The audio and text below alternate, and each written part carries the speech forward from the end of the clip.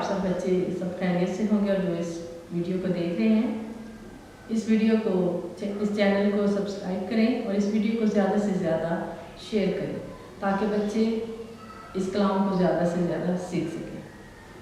तो बच्चों, हमने पिछले कहानी में कायन और हाबिल की कहानी सीखी और इसमें हमने देखा कि कायन ने खुदा की हजूरी में गुनाह किया। अब कायन ने जब खुदा की हजूरी में जिस गुनाह किया है, और मैंने आपको बताया कि आदम और हवा की बहुत बेटियां और बेटे और भी पैदा हुए और दुनिया जो थी फिर वो दोबारा से वो उस दुनिया का निज़ाम जो है वो चलना शुरू हो गया और दुनिया बहुत ज़्यादा बढ़ गई। और जब दुनिया इतनी ज़्यादा बढ़ गई तो खुदा ने देखा कि इंसान की जो बदी है वो ज़मीन पर बहुत ज़्यादा बढ़ गई है।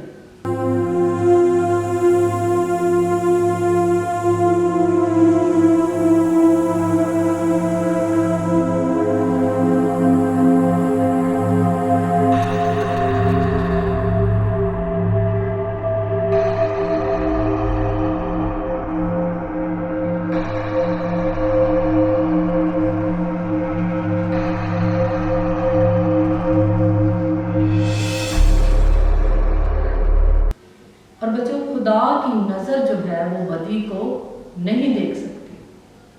अब खुदा ने इस दुनिया को बड़े प्यार से बनाया, लेकिन अब दुनिया में इतना ज़्यादा गुनाह फैल चुका था कि खुदा जो था वो इंसान को बनाने से परेशान हो और खुदा ने दिल में इस बात का गम किया कि मैंने इस दुनिया को क्यों बनाया, कि ये इंसान के जो ख्यालात हैं वो सदा ही से बुरे हैं। अब खुदा ने जब सारी दुनिया पर नज़र की तो बच्चों उस दुनिया में सिर्फ एक शख्स जो था वो रास्तबाज था,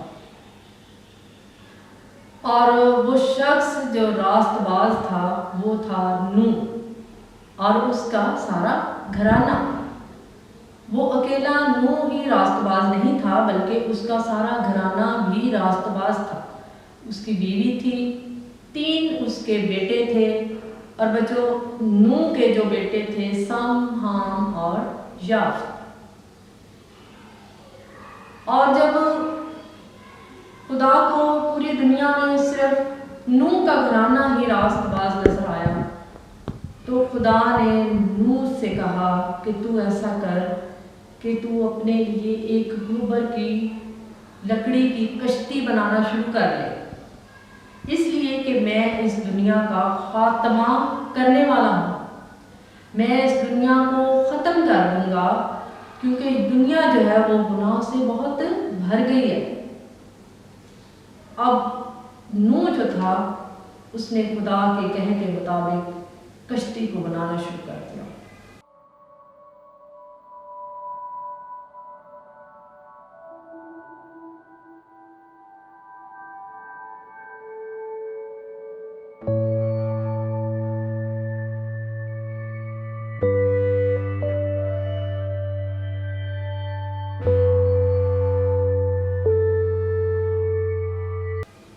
और जब इतनी धूप में नूह ने कश्ती को बनाना शुरू किया तो बच्चों कश्ती जो थी वो 1 महीने या हफ्ते में नहीं बनी होगी, बहुत अरसा लगा होगा उस कश्ती को बनाने को। जब हम कलाम मुकद्दस के मुताबिक देखते हैं तो कश्ती बहुत बड़ी थी। तो मेरे ख्याल में जब नूह उस कश्ती को बना रहा होगा तो बहुत से शरारती बच्चे जो होते हैं, जो शरारती लड़के जो थे वो भी हो सकता है नूह को छेड़ते हों, नूह को तंग करते हों, और लोग भी नूह को मजाक करते हों कि इतनी धूप में ना कोई बादल है और बाबा जो नूह है इसका जो है वो मेरे ख्याल में दिमाग ठीक नहीं है, इतनी बड़ी कश्ती बनाता जा रहा है जबकि बादलों का कोई नाम और निशान नहीं है। अब नूह जो था वो कश्ती बनाने के साथ साथ लोगों को ये आगाही भी कर रहा था कि तौबा कर लो, क्योंकि खुदा जो है वो इस ज़मीन पर दुनिया का खात्मा करने वाला है। अब लोग जो थे वो नूह की इस बात को नहीं समझ रहे थे। लोग जो थे वो मजाक करते थे। बच्चों, जब नूह ने उस कश्ती को बनाना शुरू किया तो उसकी लंबाई जो थी वो 300 हाथ लंबी और चौड़ाई 50 हाथ, और उसकी ऊंचाई जो थी वो 30 हाथ लंबी थी। यानी कि इतनी बड़ी कश्ती थी और उसके 3 हिस्से बनाए गए थे और उसमें एक रोशनदान बनाया गया, क्योंकि जो कश्ती का नक्शा था बच्चों, वो नूह अपनी तरफ से नहीं बना रहा था, बल्कि खुदा के दिए हुए नक्शे के मुताबिक जो था नूह उस कश्ती को बना रहा था। तो बच्चों, जब कश्ती तैयार हो गई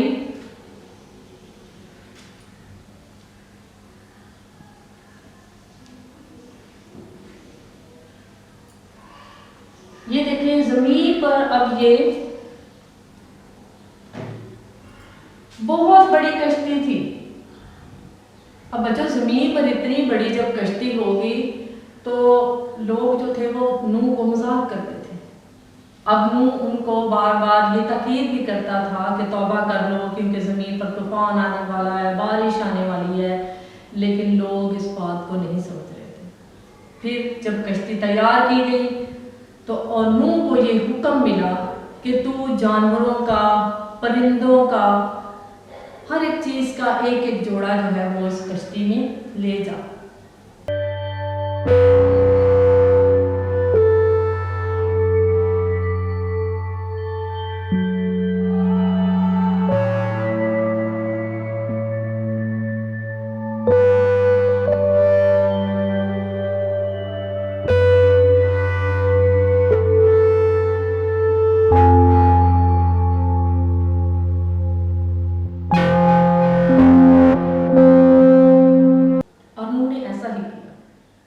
और उसके तीनों बेटे, उसकी बहुएं और उसकी बीवी, यानी कि 8 लोग जो थे वो उस कश्ती में बैठ गए।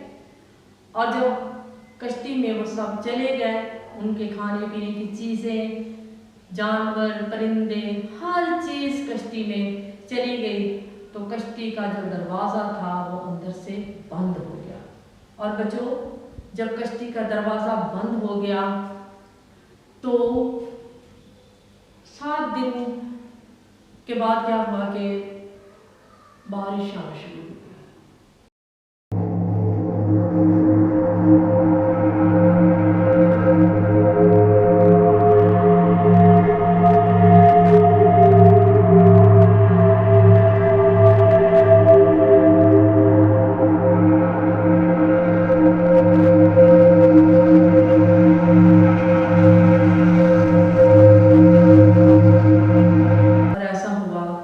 आसमान की खिड़कियां खुल गई और जमीन के सोते जो थे वो फूट गए। जमीन से भी पानी आना शुरू हो गया और आसमान से भी। और जब इतना ज्यादा पानी हुआ तो क्या हुआ, कश्ती जो थी वो पानी पर तैरने लगी और जमीन पर कोई चीज जो थी बाकी ना रही। जब बारिश ज्यादा होने लगी, जब बारिश बहुत ज्यादा होने लगी तो लोग जब डूबने लगे, मरने लगे, तो लोग कश्ती के पास आए और उन्होंने दरवाज़ा खटखटाया कि नूह दरवाजे को खोलो, हमें भी अंदर आने दो। लेकिन अब नूह उस दरवाजे को नहीं खोल सकता था, क्योंकि दरवाज़ा जो था वो खुदा ने खुद उसको बंद कर दिया था।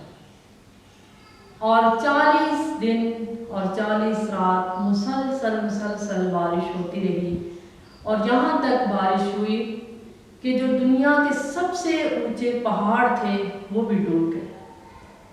और बच्चों, ज़मीन पर इस तरह सारा खात्मा हो गया और सिर्फ नूह का घराना जो था वो कश्ती में महफूज था और जो उसके साथ जानवर और परिंदे थे।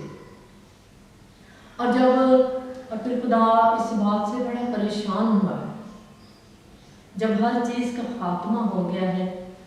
अब 40 दिन और 40 रात के बाद बच्चों, खुदा ने एक नूह के साथ अहद भी बांधा है।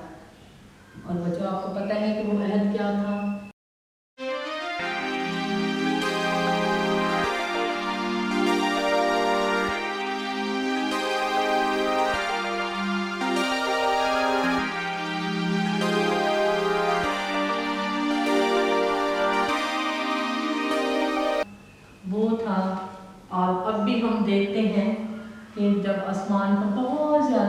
होती है तो हमें कौसे कज़ा नज़र आती है, जिसको हम बुढ़ी बुढ़े की पींग भी कहते हैं। और जब ये कौसे कज़ा नज़र आती है तो हमें आज भी खुदावंद का वो वादा याद आता है कि फिर मैं दोबारा से कभी इस दुनिया को ऐसे पानी से ख़त्म ना करूँ। तो बच्चों, पहले दिन जब कश्ती पानी पर चल रही थी तो फिर जब नूह को महसूस हुआ कि जो पानी कम होना शुरू हो गया है तो उसने पहले दिन क्या किया, कौवे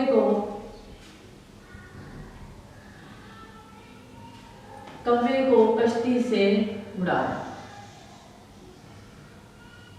बच्चों, आपको पता है कि कौवा जो है वो इंसानी गोश्त भी खाता है और भी वो जो ऐसी चीज़ मिले वो भी खा लेता है। अब जब कौवे को उड़ाया गया तो उसको कहीं ना कहीं पाँव रखने के लिए कोई जगह मिल गई होगी और कौवा जो है वो वापस नहीं आया। अब 7 दिन के बाद नूह ने एक कबूतरी को उड़ाया।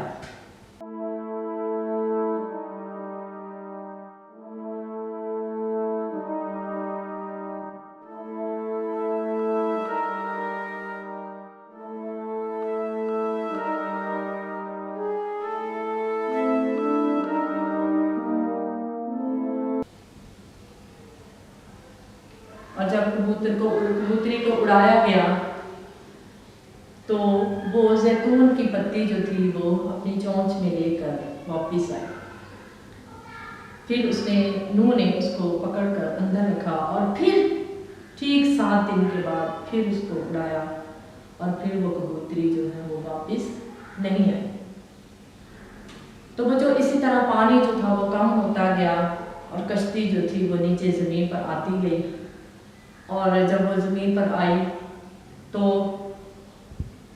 फिर खुदा जो कश्ती का दरवाज़ा था वो जो खुदावंद की तरफ से बंद किया गया था वो खुल गया और नूह और सारे जानवर जो थे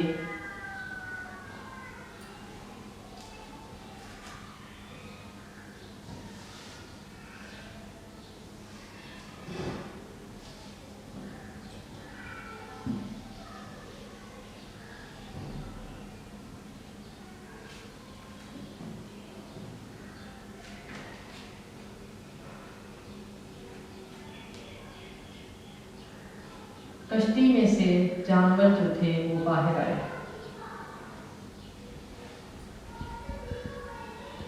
बच्चों, मैंने आपको बताया था कि कश्ती में हर जानवर और परिंदे का एक एक जोड़ा जो था वो कश्ती में नूह के साथ था और जितने परिंदे और जो भी जानवर थे वो सब के सब नूह के साथ बच गए और उनके साथ साथ नूह का सारा घराना।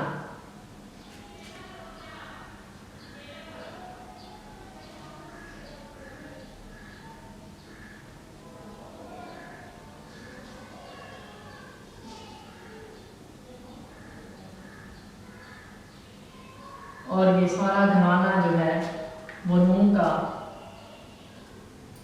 इस कश्ती के वसीला से सब के सब जो हैं वो बच गए और एक बार फिर ये दुनिया जो थी दोबारा से आबाद हुई। यानी कि नूह के घराने के साथ ये सारी दुनिया दोबारा से फिर से आबाद हुई।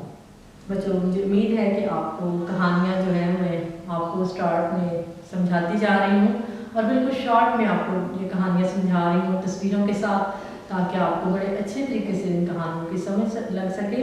और मुझे उम्मीद है कि आपको ये कहानियाँ ज़रूर पसंद आई होंगी। तो अगली कहानी में फिर आपके साथ हम हाजिर होंगे और अब हम बच्चों का गीत सुनते हैं। इस गीत को सुनने और इसको सीखें। इसके साथ मैं आपसे इजाज़त चाहूँगी। खुदा।